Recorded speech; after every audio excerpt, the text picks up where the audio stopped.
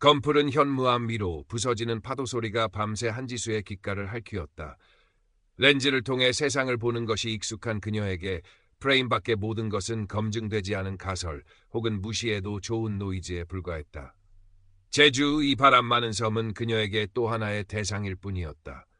해녀 그리고 그들의 굿, 시청률을 위한 자극적인 소재, 그 이상도 이하도 아니었다. 38, 다큐멘터리 PD 한지수는 눈에 보이는 것, 숫자로 증명되는 것만을 신봉했다. PD 양반, 바다는 장난치는 디가 아니여. 첫 만남에서 오미자 할망은 짙은 주름 사이로 날카로운 눈빛을 보내며 말했다. 해녀 경력 60년, 마을에 존경받는 신방이기도 한 그녀는 지수의 카메라 렌즈 너머의 의도를 꿰뚫어 보는 듯했다. 지수는 프로페셔널한 미소를 지으며 고개를 끄덕였지만 속으로는 뻔한 잔소리라 치부했다. 그녀의 손목에는 아버지의 유품인 낡은 손목시계가 차갑게 감겨 있었다. 아버지는 산에서 실족사했다. 죽으면 다 끝이다. 아버지의 입버릇은 그녀의 좌우명이 된 지 오래였다. 지수는 밤늦도록 편집실의 모니터와 씨름했다. 어머니와의 통화는 늘 그랬듯 짧고 건조했다. 일중이야, 나중에. 세상에 확실한 건 오직 자신의 커리어뿐이라고 그녀는 믿었다. 제주에서의 촬영도 그 커리어의 한 줄을 성공적으로 채울 예정이었다. 그러나 바다는, 그리고 제주는 그녀의 프레임을 송두리째 뒤흔들 준비를 하고 있었다. 그날은 유난히 바람이 거셌다. 해녀들의 물질 장면을 촬영하기 위해 작은 배에 몸을 실었을 때부터 지수는 불길한 예감을 애써 눌렀다. 오미자 할망은 오늘은 용왕님이 심기가 불편한가 보내라며 주랑을 말렸지만 지수는 촬영 일정을 강행했다. 최고의 장면을 위해서는 약간의 위험쯤은 감수해야 한다고 그녀는 늘 생각해왔다. 거친 파도가 배를 집어삼킬 듯이 몰아쳤다. 카메라를 든 강태준 감독이 소리쳤지만 그의 목소리는 바람 소리에 묻혔다. 그리고 순간 거대한 파도가 덮치며 배가 기우뚱했다. 지수는 미처 손쓸 틈도 없이 차가운 바닷속으로 곤두박질 쳤다. 머리를 바위에 강하게 부딪혔는지 짧은 비명과 함께 의식이 아득해졌다. 아버지의 낡은 시계가 손목에서 풀어져 검푸른 심연으로 가라앉는 것이 마지막 기억이었다. 눈을 떴을 때 지수는 자신이 어디에 있는지 알 수 없었다. 사방은 온통 칠흑 같은 어둠, 소리 하나 없는 절대 정적만이 그녀를 감싸고 있었다. 몸은 느껴지지 않았고 마치 물속을 유영하듯 자유롭지만 동시에 불안한 느낌이었다. 이게 죽음인가? 아버지 말대로 정말 이게 끝인가? 공포가 엄습했다. 그때 저 멀리 희미한 빗줄기가 보였다. 본능적으로 그녀는 빛을 향해 나아갔다. 빛은 점점 더 커지고 밝아졌다.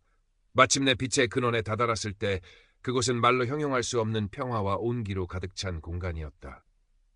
눈부시지만 따뜻한 빛 속에 그리운 아버지의 젊은 시절 모습이 어렴풋이 보였다.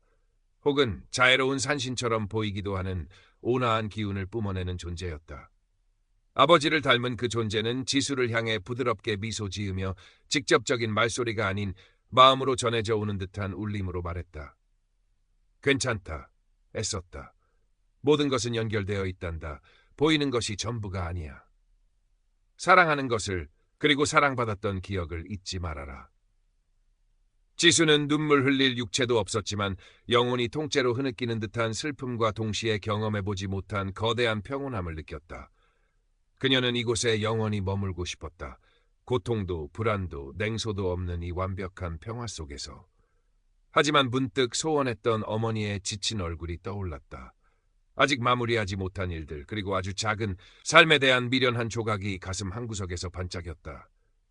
돌아가야 합니다. 아직은. 그녀가 마음으로 외쳤을 때 빛의 존재는 여전히 따뜻한 미소를 지으며 고개를 끄덕였다.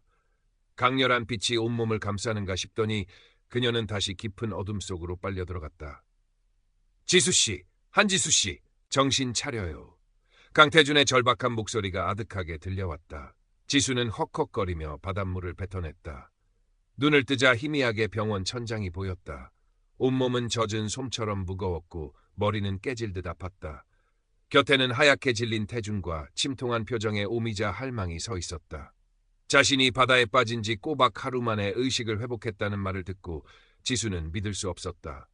그녀가 경험한 그 길고 생생했던 시간들이 현실에선 고작 하루였다니. 의사는 저체온증과 뇌진탕으로 인한 일시적인 선망 증세 혹은 꿈일 수 있다고 진단했다. 지수는 아무 말도 하지 않았다. 자신의 경험을 설명할 수도 이해시킬 자신도 없었다. 다만 세상이 이전과는 완전히 다르게 느껴졌다. 병실 창밖으로 보이는 하늘의 색깔, 스며드는 햇살의 온기, 사람들의 목소리까지도 전에는 느끼지 못했던 생생한 감각으로 다가왔다. 마치 한꺼풀의 막이 걷힌 것처럼. 퇴원 후 지수는 제주 시내의 작은 숙소에 틀어박혔다. 촬영은 중단되었고 편집해야 할 영상들은 먼지처럼 쌓여갔다. 하지만 아무것도 손에 잡히지 않았다. 밤마다 꿈인지 현실인지 모를 빛의 공간이 나타났고 아버지의 온화한 미소가 떠올랐다. 모든 것은 연결되어 있다. 그 울림은 그녀의 이성을 끊임없이 공격했다. 미쳤어, 한지수. 이건 그냥 뇌가 만들어낸 환각일 뿐이야. 스스로를 다그치면서도 가슴 한구석에서는 형언할 수 없는 그리움과 경외감이 파도처럼 밀려왔다. 결국 그녀는 오미자 할망을 찾아갔다. 할망은 밭에서 호미질을 하다 말고 흙 묻은 손으로 지수가 내민 차를 받았다. 지수는 두서없이 마치 열병을 앓는 사람처럼 자신이 겪은 일을 털어놓았다. 빛의 공간, 아버지의 모습, 그리고 그 알 수 없는 평화로움까지. 할망은 지수의 이야기가 끝날 때까지 아무 말 없이 듣고만 있었다. 깊은 주름진 눈으로 지수를 한참 바라보던 할망이 나지막이 입을 열었다. 바다는 받아들이는 곳이기도 하지만 다시 살려보내주는 곳이기도 허주. 우리 해녀들도 물질 허다 보면 저승문턱까지 갔다 오는 이들이 덜어 있어. 귀신 씨나락 까먹는 소리 같겠지만 이승과 저승 사이에는 우리가 모르는 길이 있댄 허는 거라. 할망은 지수의 손을 투박하지만 따뜻한 손으로 잡았다. PD 양반 눈에는 안 보이고 귀에는 안 들리는 것들이 세상에는 너무 많아. 이제 마음의 눈으로 볼 때도 된 거 아니꼬. 그러고 아버님은 PD 양반을 많이 아끼셨던 게지. 그러니까 그리 좋은 곳에서 만나주신 게고. 할망의 말은 과학적이지도 논리적이지도 않았지만 이상하게도 지수의 마음을 흔들었다. 숙소로 돌아온 지수는 멍하니 창밖의 수평선을 바라보았다. 아버지의 낡은 시계는 찾을 수 없었다. 어쩌면 그 시계는 과거의 시간에 그녀를 묶어두던 족쇄였을지도 모른다는 생각이 들었다. 며칠 후 서울에서 어머니가 내려왔다. 딸의 사고 소식을 듣고 한달음에 달려온 것이었다. 두 사람은 마주 앉아 오랫동안 어색한 침묵을 지켰다. 지수는 늘 어머니에게 방어적이었다. 아버지의 죽음 이후 어머니는 삶에 지쳐 보였고 지수는 그런 어머니에게 다가가는 법을 잊어버렸다. 몸은 괜찮은 거냐? 어머니의 떨리는 목소리에 지수는 울컥 무언가가 치밀어 오르는 것을 느꼈다. 그리고 처음으로 아주 어렵게 아버지의 죽음 이후 단 한 번도 꺼내지 못했던 속마음을 털어놓기 시작했다. 아버지에 대한 그리움, 원망, 그리고 자신이 바닷속에서 경험했던 그 신비로운 일들까지. 어머니는 눈물을 글썽이며 지수의 이야기를 들어주었다. 내 아비도 마지막 순간에는 좋은 곳을 봤을 게다. 늘 너를 자랑스러워했어. 어머니의 떨리는 손이 지수의 손을 잡았다. 수십 년 동안 굳게 닫혀있던 감정의 댐이 무너지는 순간이었다. 그날 밤 지수는 오랜만에 깊은 잠을 잘 수 있었다. 다음 날 지수는 편집실로 향했다. 모니터 속 해녀들의 강인한 얼굴, 검푸른 바다, 그리고 오미자 할망의 주름진 미소가 새롭게 다가왔다. 그녀는 더 이상 현상을 기록하는 것에만 머무르고 싶지 않았다. 자신이 경험하고 느꼈던 그 경이로움, 산과 죽음의 경계에서 발견한 사랑과 연결의 의미를 담고 싶었다. 강태주는 묵묵히 지수의 새로운 편집 방향을 지지해 주었다. PD님의 진심을 담는 것이 가장 중요하지 않을까요? 그의 따뜻한 눈빛은 지수에게 큰 용기를 주었다. 몇 달 후 지수의 다큐멘터리 숨결이 세상에 나왔다. 해녀들의 고된 삶과 그들이 지켜온 제주 바다, 그리고 인간과 자연, 산과 죽음이 서로 어떻게 연결되어 있는지를 시적인 영상과 깊이 있는 내레이션으로 담아낸 작품이었다. 지수의 임사체험이 직접적으로 드러나지는 않았지만 그 경험을 통해 얻은 깊은 통찰과 따뜻한 시선이 작품 전체에 은은하게 배어 있었다. 다큐멘터리는 예상 외의 큰 반향을 일으켰다. 평론가들은 인간 존재의 근원적인 질문을 던지는 수작이라 평했고 시청자들은 오랜만에 가슴을 울리는 다큐멘터리라며 찬사를 보냈다. 지수는 상패나 시청률보다 더 값진 것을 얻었다. 그것은 세상을 바라보는 새로운 눈, 그리고 사람들과 진심으로 연결될 수 있다는 믿음이었다. 어머니와의 관계는 눈에 띄게 부드러워졌다. 두 사람은 이제 서로의 상처를 보듬고 서툴지만 진심을 나누는 모녀가 되었다.